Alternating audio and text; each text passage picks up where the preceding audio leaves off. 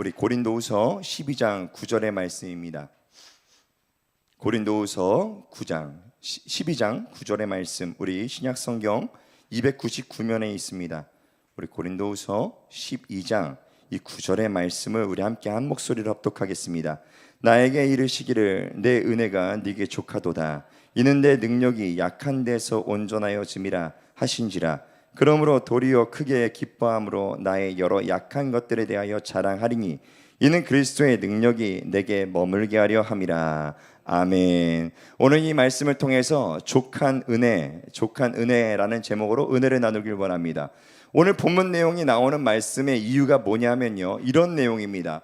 이 사도 바울이 3번 기도했답니다. 간절히 하나님 고쳐주시옵소서, 하나님 치료하여 주시옵소서, 하나님 낫게 하여 주시옵소서라고 3번 기도한 게 있습니다. 그걸 어떻게 표현하냐면 이렇게 말합니다. 육체의 가시가 내게서 떠나가게 하여 주옵소서, 이렇게 기도했다는 거예요. 육체의 가시가 내게서 떠나가게 하여 주옵소서. 도대체 육체의 가시가 뭘까? 이에 대해서는요 확실히 어떤 건지 모릅니다. 어떤 학자는 질병이다 라고 얘기하기도 하고, 어떤 학자는 마음의 질병이다, 어떤 학자는 육신의 질병이다, 어떤 학자는 이 다스리지 못하는 이 성질이다, 뭐 이런 것들로 막 다 표현합니다. 그만큼 고통스럽겠다는 거예요. 근데 이 바울이 있었던 이 고대 시대에요, 고대 문헌에 보면은요 가시라는 것을 왜 사용했는지가 나옵니다.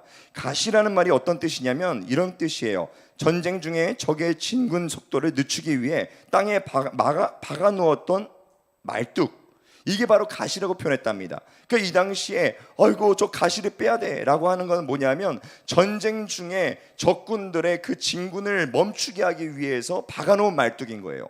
그러니까 지금 이에 대해서 지금 보면요, 지금 바울이 얘기하는 거, 하나님 저의 육신의 가시, 육체의 가시를 제거하여 주옵소서. 이거는 뭐냐 하면 자기의 인생길을 가는 데 있어서 멈추게 만들 정도로 괴롭게 했던 가시라는 거예요. 그 문제라는 겁니다. 어떤 문제인지 몰라요. 근데 굉장히 고통스럽게 했던 것, 우리가 생각하기에는 별거 아니라고 생각할 수도 있겠지만은 바울에게 있어서만큼은 굉장히 고통스러운 것, 괴로웠던 것들이에요. 그에 대해서 3번 간절히 기도했다는 겁니다. 그냥 기도하지 않았어요. 성경에 뭐라고 하냐면 간절히 기도했다는 거예요. 간절히 간구했는데 어떻게 했느냐, 하나님이 이렇게 응답하셨습니다. 우리 보겠습니다. 고린도후서 12장 9절 말씀에 다시 읽어보겠습니다. 나에게 이르시기를 내 은혜가 너에게 족하도다. 이는 내 능력이 약한 데서 온전하여 짐이라. 아멘. 바울이요 그렇게 간절히 기도했던 거예요. 하나님, 내 육신의 가시 너무나 고통스럽습니다. 하나님 제거하여 주옵소서. 그렇게 기도했는데도 불구하고 하나님 응답이 온 거는 내 은혜가 너에게 족하다. 약하여진 데에서 강하여지는 것이다 라고 말하는 그 순간 바울이 어떻게 하냐면요 기뻐합니다. 아 그렇구나, 내 이 약함 때문에 하나님의 은혜가 있는 거구나. 이 약함 때문에 내 하나님의 은혜가 그렇게 큰 거구나. 왜 이렇게 말씀드리냐면요, 지금 바울이 말하고 있는 은혜 때문에 너무나 기쁜 거예요. 약함이요 지금 내 안에 있는 육체의 가시는 아무것도 아닌 거예요. 그까짓 거, 내 지금 이 은혜를 포기하고 싶지 않은 겁니다. 그렇기 때문에 바울은 얘기해요. 이까짓 거 별거 아니다. 하나님의 은혜가 나에게 족하니 얼마나 감사한지 모른다. 지금 바울이 고백하는 게 바로 이겁니다. 우리 이해할 수가 없죠. 그 은혜가 도대체 무엇일까? 은혜는요 이런 겁니다. 성경에서 말하는 은혜는요 하나님이 값없이 구원하는 것, 하나님이 값없이 이유 없이 그냥 근거 없이 예수 그리스도만 믿음으로 인해서 구원하는 것. 그 구원하는 게 뭐냐라는 거예요. 구원하는 거 우리가 생각해 보십시오. 구원하는 게 뭡니까? 그냥 살려주는 거예요. 우리 야구 투수에 보면, 야구에서 보면은요 구원 투수라는 그 닉네임이 붙은 사람들이 있습니다. 그 사람들이 어떤 역할을 하느냐, 선발 투수가 나와서 계속 공을 던집니다. 던지다가 지쳐서 더 이상 던질 수 없어요. 좀 그만 던졌으면 좋겠어요. 그때 이 사람을 살려주는 게 구원 투수예요. 그런 것처럼요 우리에게도 마찬가지입니다. 우리에게 하나님이 말씀하는 게 뭐냐, 은혜가 바로 우리를 구원해 주신다라는 거예요. 그러면 도대체 어디로부터 우리를 살려주냐라는 거죠. 이에 대해서 확실히 알아야 됩니다. 우리는 이것도 모르고 여기까지만 딱 듣고 우리 이렇게 생각할 때가 많아요. 나를 구원해 주신다 그랬지, 나를 구원해 주시지. 그리고 아주 짧은 것, 짧은 생각으로 우리는 모든 것들을 해석하려고 합니다. 그렇지 않습니다. 구원이라는 거는요, 어디서부터 구원이냐? 죄의 삶에서부터 구원하는 걸 말하는 거예요. 죄의 삶으로부터 우리를 구원해 주시겠다라는 겁니다. 왜 그런지 보셔야 됩니다. 왜 그러느냐? 죄로부터 인해서 발생하는 결과물들 때문에 그렇습니다. 그것들이 우리를 죽이기 때문에 그래요. 죄로부터 발생하는 결과물들이 어디서 확인해 볼 수 있느냐면 아담과 하와에서부터 근거로 우리는 확인해 볼 수 있습니다. 그럼 어떤 것들이 있느냐? 우리 한번 보십시오. 아담과 하와의 이야기들은 다 아실 거라고 믿습니다. 아담과 하와가 선악과를 따먹습니다. 하나님이 분명히 먹지 말라 그랬어요. 먹는 순간 어떻게 했는지 기억이 나시나요? 부끄러워하고 두려워하고 근심하고 걱정하고 그래서 숨었습니다. 이들이 그냥 숨은 게 아니에요. 마음속에 죄를 짓자마자 들어온 게 있습니다. 그게 뭐냐면 근심, 걱정, 두려움, 염려, 초조함, 불안, 이런 것들입니다. 숨은 거예요. 그래서 숨었던 것, 그리고요, 그것뿐인가요? 서로 그렇게 사랑해서 죽고 못 살았던 아담과 하와가 서로 탓하기 시작합니다. 너 때문이야, 너 때문에 그렇게 했잖아, 이렇게 탓하기 시작하는 거예요. 이게 뭐냐? 마음의 질병입니다. 우리가 죄로부터 발생하는 결과물은요, 열매는 바로 마음의 질병이에요. 그러면 또 두 번째는 뭐가 있느냐? 바로 이런 일들이 있습니다. 하나님이여, 땅이 저주를 받아서, 바로 세상이 저주를 받아서 이제 죄로 인해서 저주를 받아 너희들이 그냥 열매를 먹지 못하고 이제 너희들이 열심히 수고해야, 그래야 겨우 먹을까 말까 할 것이다 라는 거예요. 먹을 수도 있고 못 먹을 수도 있는 거예요. 이에 대해서 말합니다. 이게 뭔가요? 삶에 대한 저주입니다. 삶에 대해서 우리가요, 저주가 일어나는 이유는 바로 이 때문이라고 성경은 분명히 이야기합니다. 이뿐인가요? 하나님이여, 악이 낳는 고통을 줍니다. 그때부터 시작된 게 또한 뭐냐? 땅으로부터 시작되는 질병들이에요. 한 번도 질병이라는 거 모르고 살았다가 질병을 알기 시작합니다. 육신의 질병이 그때부터 시작됐다라는 겁니다. 그러므로 죄로 인해서 우리의 인생을 갉아먹는 이유는 뭐냐면 우리의 인생을 망가뜨리기 때문에 그래요. 마음의 근심을 우리의 영을 망가뜨리고 우리의 삶을 망가뜨리고 우리의 이 육신을 망가뜨리고 우리의 모든 것들을 망가뜨리는 게 바로 죄라는 것을 성경은 말하고 있습니다. 하나님은 말하는 거예요. 이에서 내가 너희를 구원하겠다라는 겁니다. 어떤 걸로 구원하느냐? 하나님의 은혜로요. 그렇기 때문에 은혜는 이런 뜻이 있습니다. 카리스라는 뜻을 갖고 있는데 이런 뜻을 갖고 있습니다. 이 단어에는요, 이 그리스어인 이 단어 카리스라는 단어는요, 은혜, 또한 기쁨과 즐거움, 선한 의지, 사랑, 호의, 긍휼, 은혜의 선물, 자비, 감사, 보답, 이러한 뜻으로 해석됩니다. 그러냐 뭐냐면 은혜라는 거는 바로 은혜를 누리면 어느 순간 어떻게 되느냐? 기쁨과 즐거움이 넘쳐나는 거예요. 은혜가 우리에게 임하면 어떠한 생각이 드냐? 선한 의지가 생기는 겁니다. 은혜가 있어야 사랑할 수 있게 되는 거예요. 은혜가 있어야 호의롭게 할 수 있고 긍휼이 있는 겁니다. 은혜가 있어야 자비로워질 수 있고 감사할 수 있어요. 그런 것처럼요, 은혜 없이 될 수는 없습니다. 성경에서는요, 대신에 은혜가 있으면 어떻게 되느냐? 이렇듯 살아난다라는 겁니다. 이런 경우가 있잖아요. 사람이 너무나 밉습니다. 너무나 미워서 저 사람은 어떻게 할 수 없어서 날마다 괴로워서 잠을 못 자요. 그 사람에게 은혜가 임하면 사랑이 시작돼요. 미워하는 그 사람이 사랑스러워집니다. 미워하는 그 사람을 위해서 기도할 수 있게 돼요. 미워하는 그 사람을 품어줄 수 있게 되는 겁니다.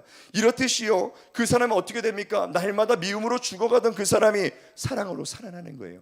그렇듯 은혜는요, 우리를 살린다라는 것을 기억하시기 바랍니다. 그러면 은혜가 어떻게 살려가시냐? 은혜를 우리에게 입으면요, 나타나는 증상들이 있습니다. 이제부터 은혜가 임하면 우리 이런 것들로 증상을 보실 거예요. 보면은요, 옆에 있는 사람이 이러면 은혜로운 줄 알아요. 이 사람 은혜 받았구나.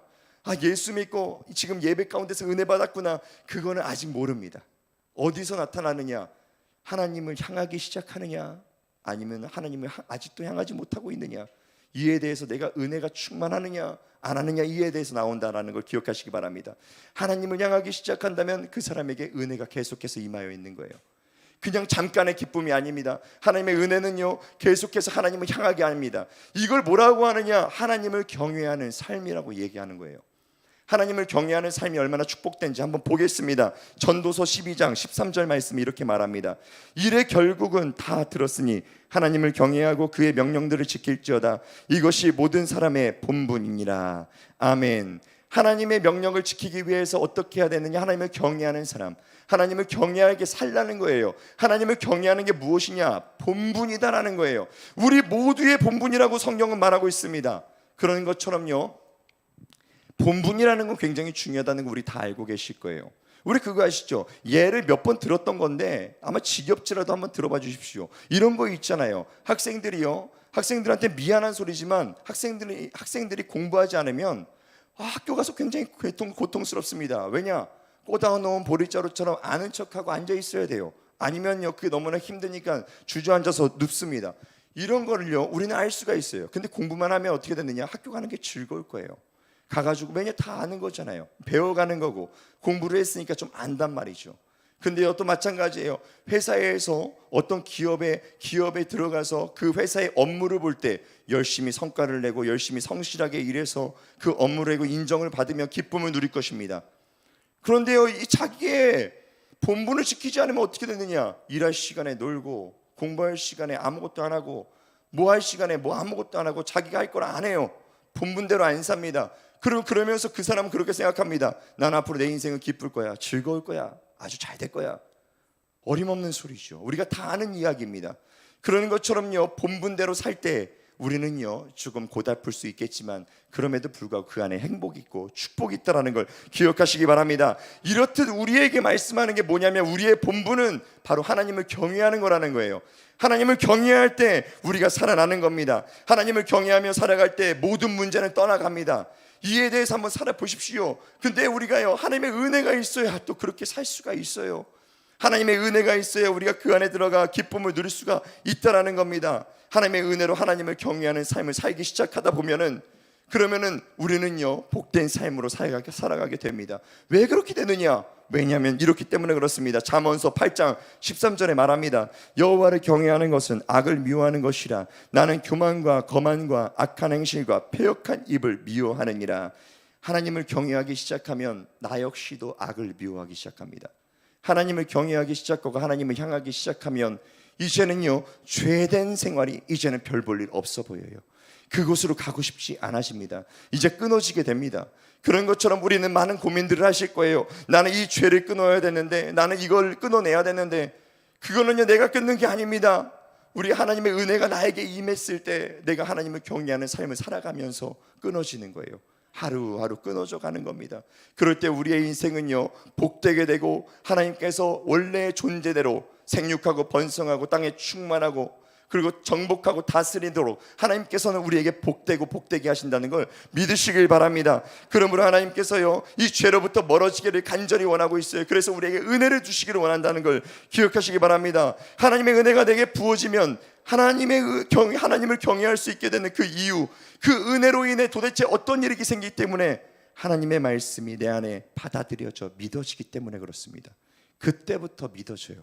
그때부터 읽어지고요. 그때부터 무슨 이야기인지 알기 시작된다라는 겁니다. 이 말씀에는 놀라운 역사가 있습니다. 힘이 있어요. 우리 성경은 말합니다. 히브리서 4장 12절 말씀에 하나님의 말씀은 살아있고 활력이 있어 좌우의 날선 어떤 검보다도 예리하여 혼과 영과 및 관절과 골수를 찔러 쪼개기까지 하며 또 마음의 생각과 뜻을 판단하나니. 이게 무슨 말이겠습니까? 하나님의 말씀이 보이지는 않아요. 그런데 이 말씀이 내 안에 심어져서 역사하기 시작하면 너무나 날카로워서 너 잘못된 거 잘라버리고 쪼개버리고 그리고 이거 모든 것들을 다 제거해버린다라는 거예요.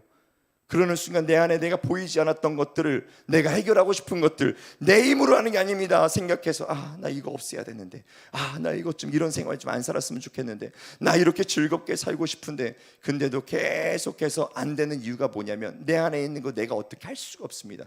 내 안에 있는 것들을요 하나님의 말씀이 내 안에 들어와 믿어지기 시작하고 그 은혜로 인하여서 이 말씀이 내 안에서 역사하기 시작하면 모든 것들이 제거된다는 걸 믿으시기 바랍니다. 그러므로 한번 보십시오. 말씀이요 그냥 우리가 보면은 어떤 사람은 어렵다고 하고 어떤 사람은 쉽다라고 합니다. 근데 이게요 남녀노유 할 것 없이 이에 대해서 구애받지 않습니다. 남녀노유가 구애받지 않아요.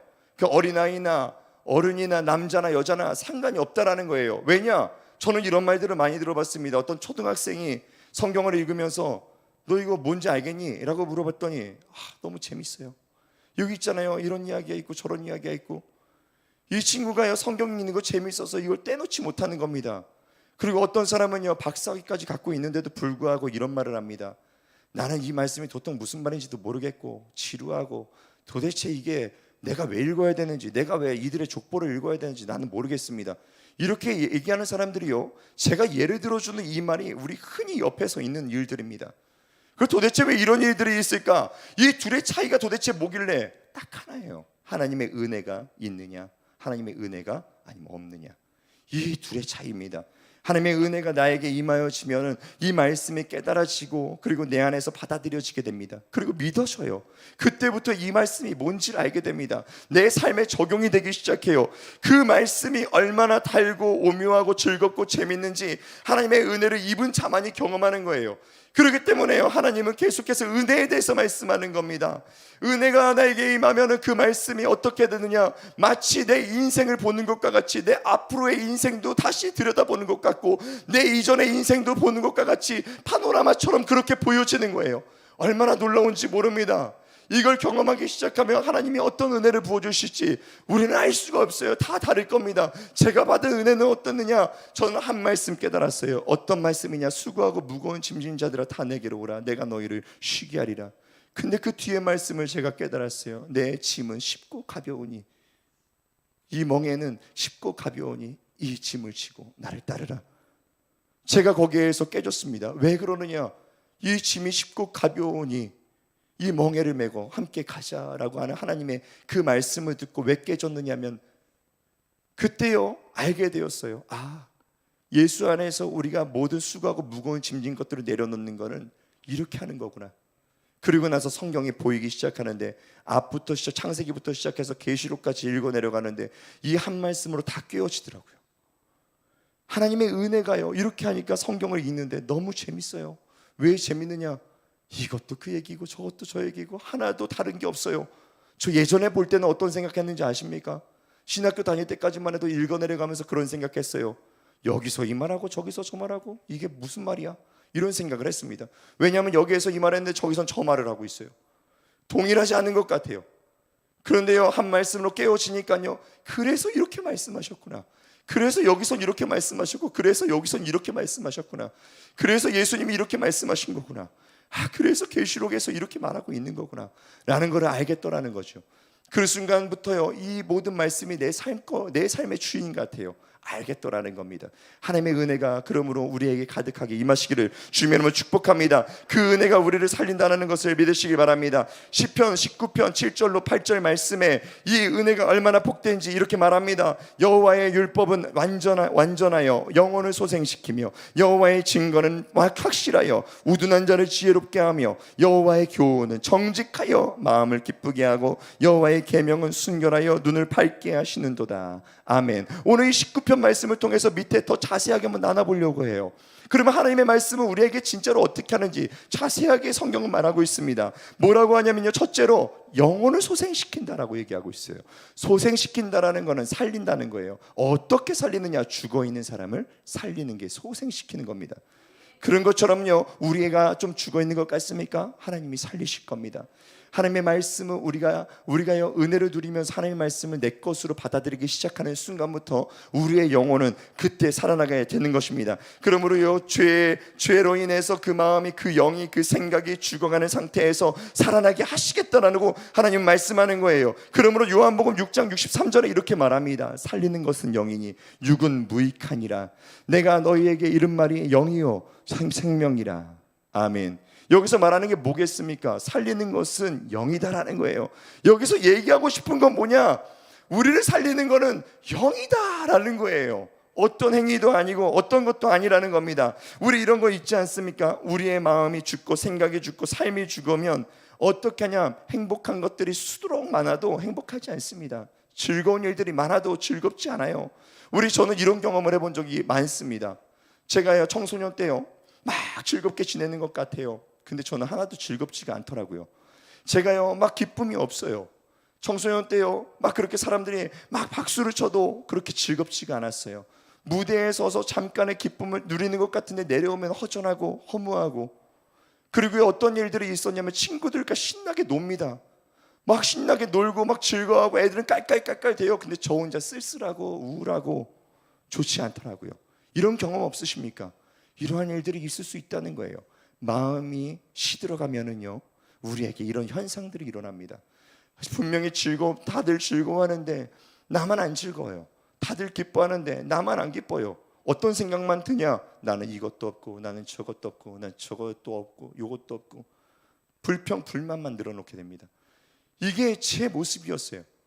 영이 죽으면은요, 그런 삶을 살아가게 된다라는 거예요. 그러므로 하나님은 말씀합니다. 이 말씀이 바로 영을 살린다라는 거예요. 그 영혼을 소생시킨다라는 겁니다. 죽어 있는 것 같습니까? 괜찮아요. 하나님의 은혜를 누리시기 바랍니다. 하나님의 은혜를 구하시기 바랍니다. 하나님의 은혜가요, 우리 모두를 살릴 줄 믿습니다. 둘째로, 하나님의 말씀을 깨달아 받아들이게 되면 우둔한 자를 지혜롭게 한다라고 말합니다. 이 지혜가 얼마나 귀한지 모릅니다. 잠언서 9장 10절에 말합니다. 여호와를 경외하는 것이 지혜의 근본이요 거룩하신 자를 아는 것이 명철이니라. 아멘. 여기서 말합니다. 이 말씀에서 여호와를 경외하는 사람이 바로 하나님께서 그들을 지혜롭게 한다라는 거예요. 왜? 하나님의 경외하는 삶을 살아가는 게 바로 지혜의 근본이기 때문에 그렇다라는 거예요.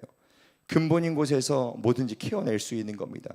그 근본되는 지혜를요, 하나님을 경외할 때 우리는 얻을 수 있는 거예요. 아주 바보스러운 사람, 우둔한 사람, 멍청한 사람, 우리 이렇게 생각해 볼 수 있습니다. 그 사람이 하나님의 말씀을 깨달아 알기 시작하고, 그리고 하나님을 경외하기 시작하고 지혜롭게 되면은, 그러면은 그 다음부터 사람이 달라지는 거예요. 그 대표적인 인물이 베드로입니다. 베드로는 무식했다라고 얘기합니다. 베드로는요, 아무 능력도 없었어요. 허언장담하는 사람이었어요. 예수님께 이렇게 말하죠. 예수님, 모든 제자가 다 떠날지라도 저는 예수님 떠나지 않겠습니다.